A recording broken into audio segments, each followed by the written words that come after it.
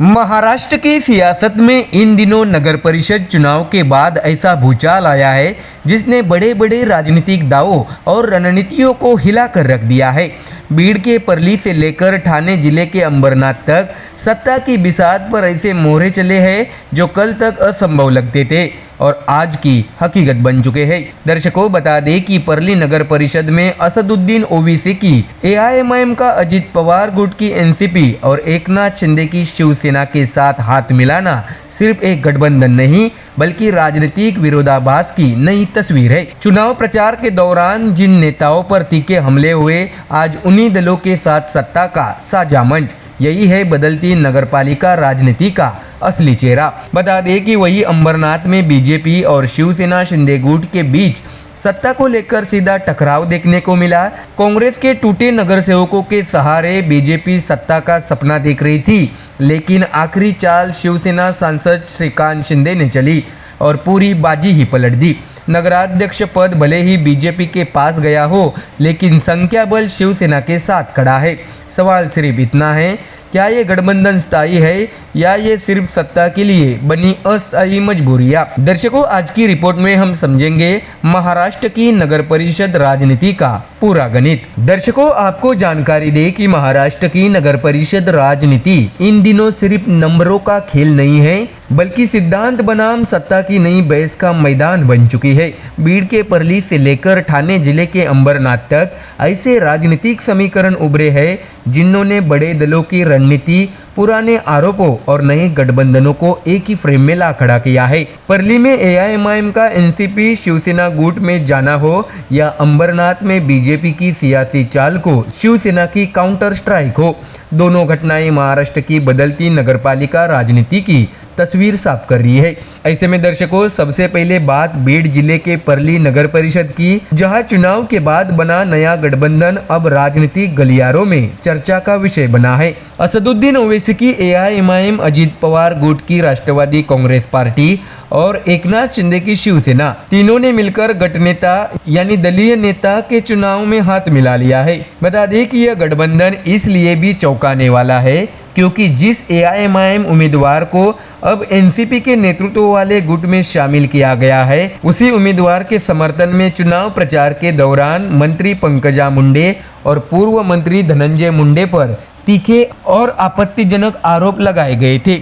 बता दें कि परली नगर परिषद में गठनेता का चुनाव बीड़ के जिलाधिकारी की मौजूदगी में हुआ, जहां राष्ट्रवादी कांग्रेस पार्टी और मित्र दलों के गठनेता के रूप में नगर सेवक और एनसीपी के तालुका अध्यक्ष वैजनाथ सोलंकी को चुना गया। इस गुट में कुल 24 नगर सेवक शामिल है। बता दें कि अजित पवार गुट की एनसीपी को 16, शिंदे गुट की शिवसेना को 2, एआईएमआईएम 1 सदस्य और 4 निर्दलीय।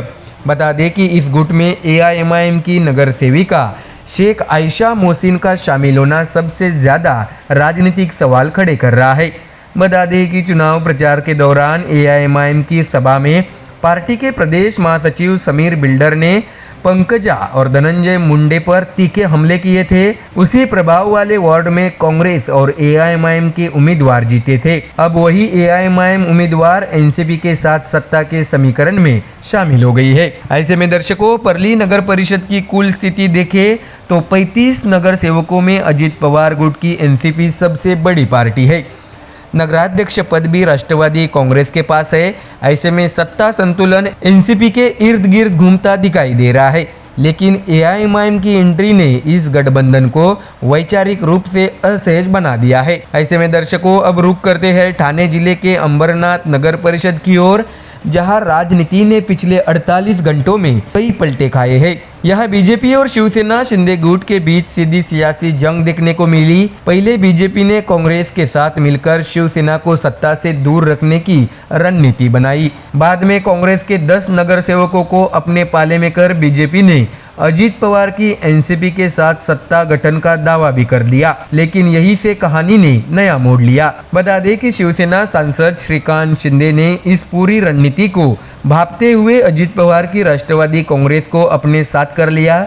शिवसेना के 27 नगर सेवक ठाणे के आनंद आश्रम में एकजुट हुए। उन्हें एनसीपी के 4 नगर सेवकों और निर्दलीय का समर्थन मिला। कुल 32 नगर सेवकों के समर्थन के साथ सत्ता गठन का दावा जिलाधिकारी को सौंपा दिया गया। ऐसे में दर्शकों, अंबरनाथ में बीजेपी के लिए यह बड़ा झटका माना जा रहा है, क्योंकि पार्टी कांग्रेस के टूटे हुए नगर सेवकों के सहारे सत्ता बनाने का सपना देख रही थी। वही शिवसेना ने संख्या बल के दम पर बाजी पलट दी है। ऐसे में दर्शकों, दिलचस्प बात यह भी है कि नगराध्यक्ष पद का चुनाव बीजेपी जीतने में कामयाब रही। शिवसेना की मनीषा वालेकर और बीजेपी की तेजश्री करंजुले पाटिल के बीच हुए कड़े मुकाबले में बीजेपी उम्मीदवार विजयी रही, यानी कुर्सी बीजेपी के पास गई, लेकिन परिषद की ताकत शिवसेना के पाले में है। ऐसे में दर्शकों, परली हो या अंबरनाथ, इन दोनों नगर परिषदों की राजनीति एक ही सवाल छोड़ती है, क्या अब स्थानीय चुनाव में विचारधारा पीछे और सत्ता गणित आगे चल रहा है?